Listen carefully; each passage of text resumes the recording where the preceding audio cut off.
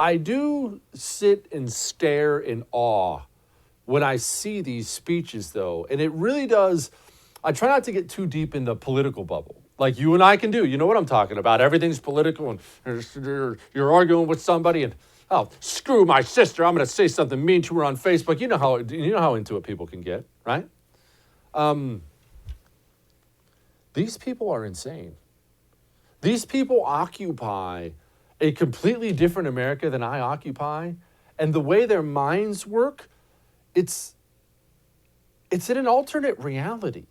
And I find it very difficult to come to terms or to figure out how I'm supposed to approach people who live in an alternate universe. It's almost like they're on drugs, like the hardcore psychedelic kind that your crazy uncle used who wore the tie-dye shirts and bragged about Woodstock all the time.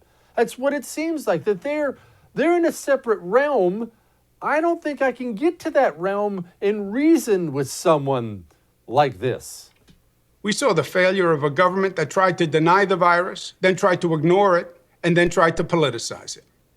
The failed federal government that watched New York get ambushed by their negligence and then watched New York suffer, but all through it learned absolutely nothing. Americans learned a critical lesson: how vulnerable we are when we are divided, and how many lives can be lost when our government is incompetent.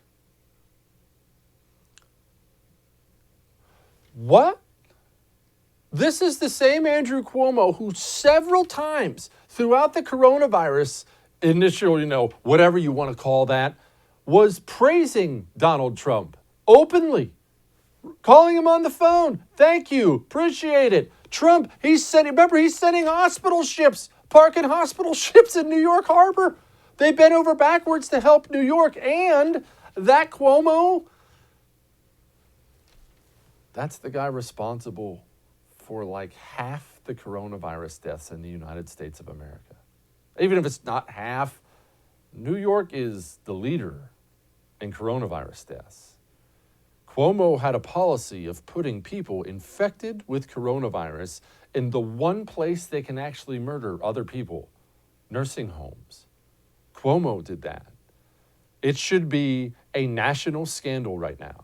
If Andrew Cuomo was a Republican, Andrew Cuomo would have been forced by the media by this point in time to resign from public office and retire in disgrace, and would possibly be facing criminal charges, would undoubtedly be facing civil suits of some kind for being directly responsible for the deaths of thousands.